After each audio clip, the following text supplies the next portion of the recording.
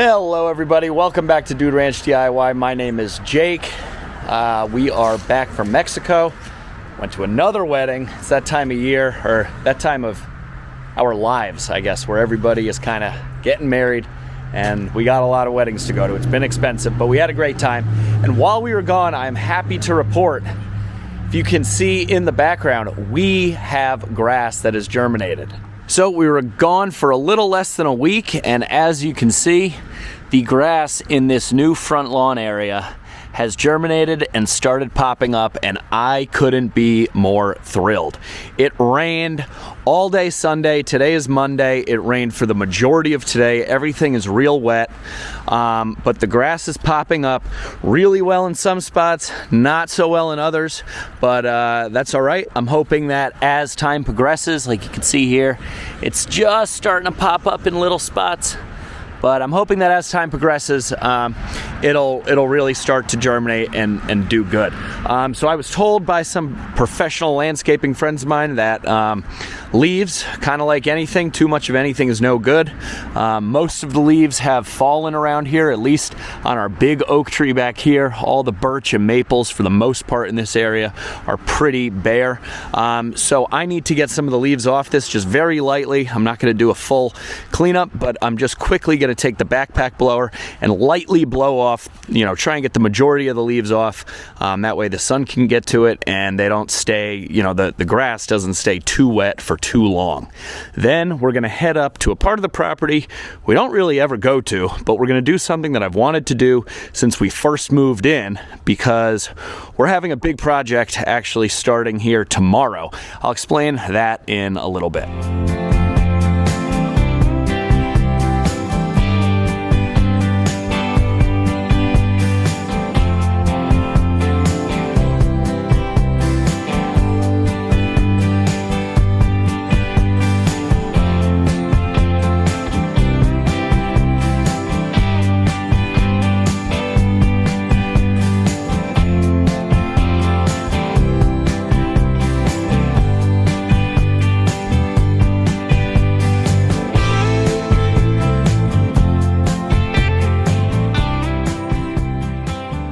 Alright guys, that kind of gives us a better glimpse into the amount of grass that we've got coming up. You can see it's definitely green.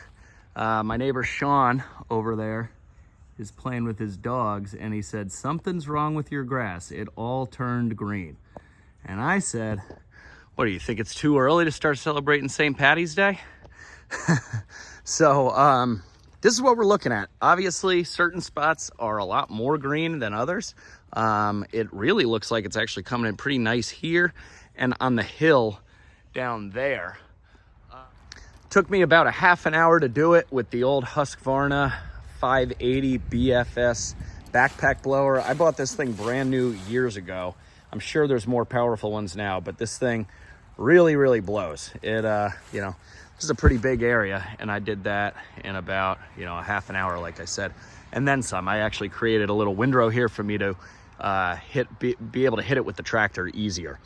Which kind of brings me to my next point, in that I said we're starting another fairly large project here, and I was going to take you to an area of the property that we don't really go to often. You can see we actually have an old foundation here from a barn that was, I guess you could call it standing when we first bought the house, but we kind of negotiated into the closing deal that the old owner would pay to have the barn removed, because it was by no means could you go into it. It was all caving in on itself, but the walls were kind of standing.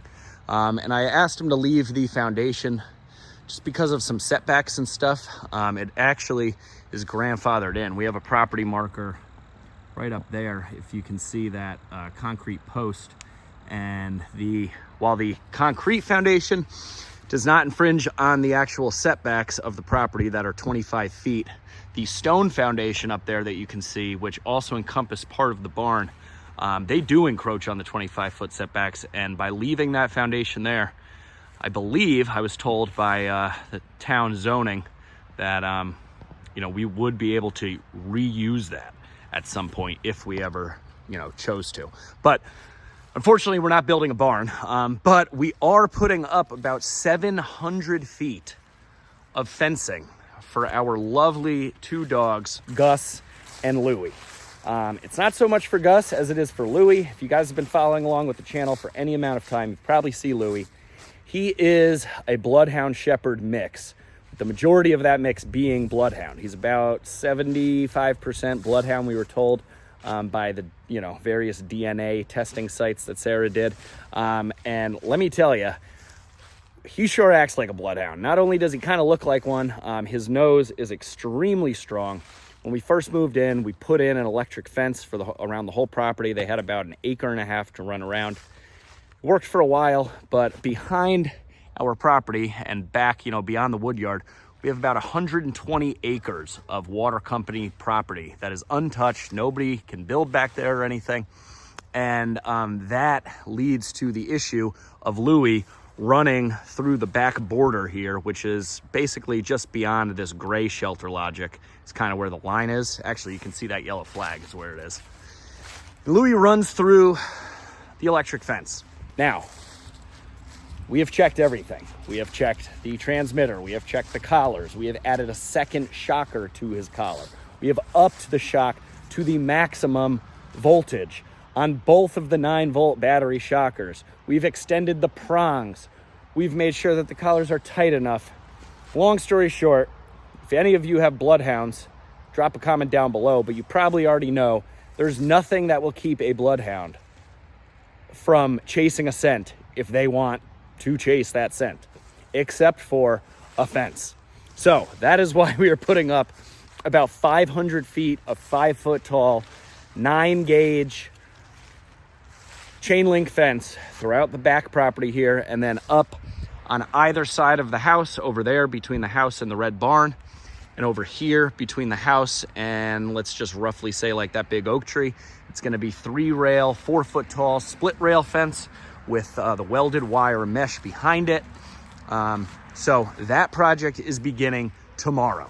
And I'm kind of freaking out because we have all these leaves to blow and everything, but we've met with the fencing contractor numerous times, and they're basically going to be putting that fence just a couple feet in from where that property marker is up there, to give me plenty of room to be blowing all these leaves, this time of year. And it's also going to be up behind that double stem birch tree there to give me plenty of room to blow the leaves over there.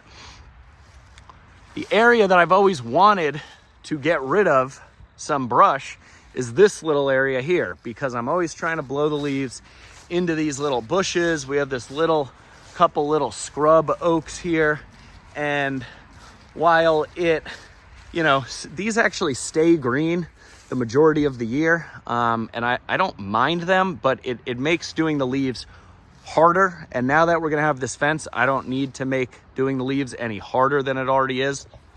I want to make my life easier.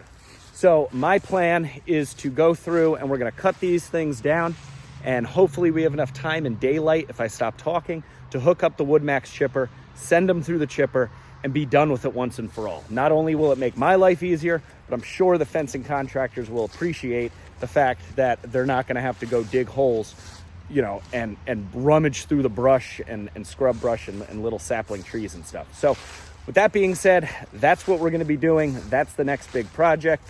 And yeah, why don't we go get the chainsaw and we'll get to work. Oh, I also have a new chainsaw that I'm gonna be showing you guys, so stay tuned. So I said I had some new chainsaws here, and that is exactly what I have. The fine folks over at Milwaukee Power Tool Company, in collaboration with the fine gentlemen over at Toolbox Buzz, where if you guys have been watching the channel, you might remember we went and did a top handle chainsaw shootout. They got in touch with Milwaukee, said, hey, we got an arborist over here that would love to try out some of your tools. And Milwaukee said, well, that's just awesome, because we love them to try out some of our tools. So they were gracious enough to give me the Milwaukee M18 Top Handle Professional Arborist Saw that we used at the test for me to keep, as well as they sent me a brand new Milwaukee M18 Fuel Hatchet Saw, which, you guys might remember I have the older M12 version, which is the 12 volt system. This newer one is the M18, which is 18 volt. It has a lot more power from what I've been told, and I have not even, tapped into it yet. So I'm excited to try that at another date. Today, we will be using the Milwaukee M18 Top Handle chainsaw. They were nice enough to also send me the HD12 battery, and yeah, that's the big boy. This thing, I've already done a couple removals with this saw off camera just because of the weather wasn't really conducive to filming, but it's quite a combo. It's quite a combo. They also were nice enough to send me over two of these 8.0 batteries. This one's actually on charge, and the rapid charger right here. The other 8.0 is on my drill. So as you guys could tell, I was already a Milwaukee fan. Just kind of fits, and that's the system that I initially purchased when I needed to start buying power tools. So it's awesome that they were happy to work with me and send me out this stuff to try out.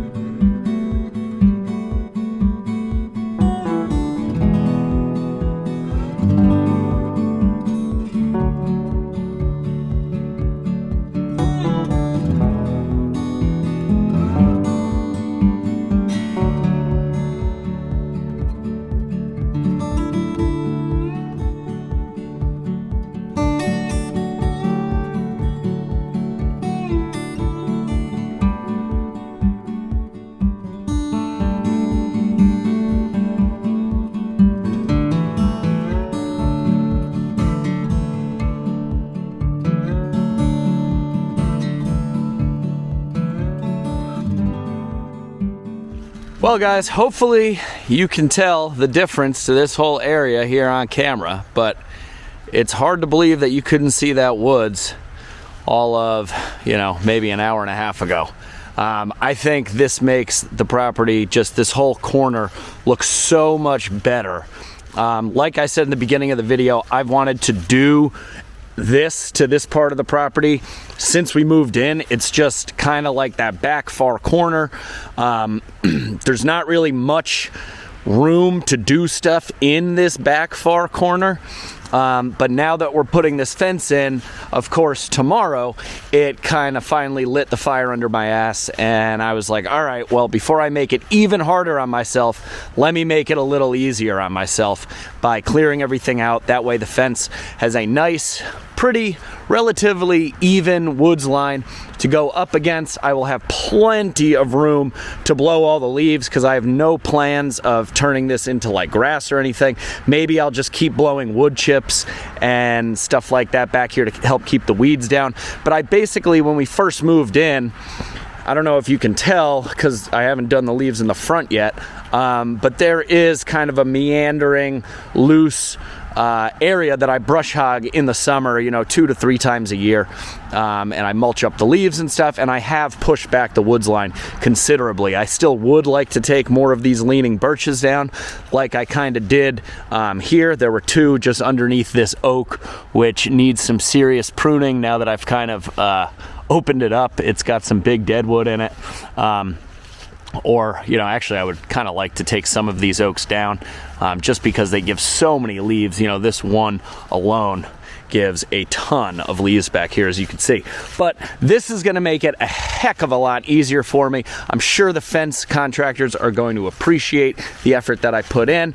Both the Land Pride rotary cutter or brush hog, whatever, bush hog, whatever you want to call it, and the WoodMaxx MX8800 Chipper did a fantastic job as usual. The new Milwaukee M18 Top Handle Professional Grade Arborist Saw, fantastic. It still has 2 bars left in that battery. Well, let me show you.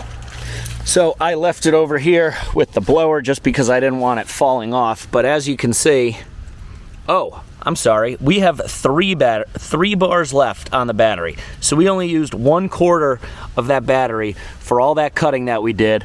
We got some birch firewood poles laying down over there that we'll bring down to the wood yard. But this little saw is pretty slick. I really like it. It's quiet. You don't have to smell fumes. The only thing you got to remember to do is fill up that oil because you don't have to go back and fill it up with gas.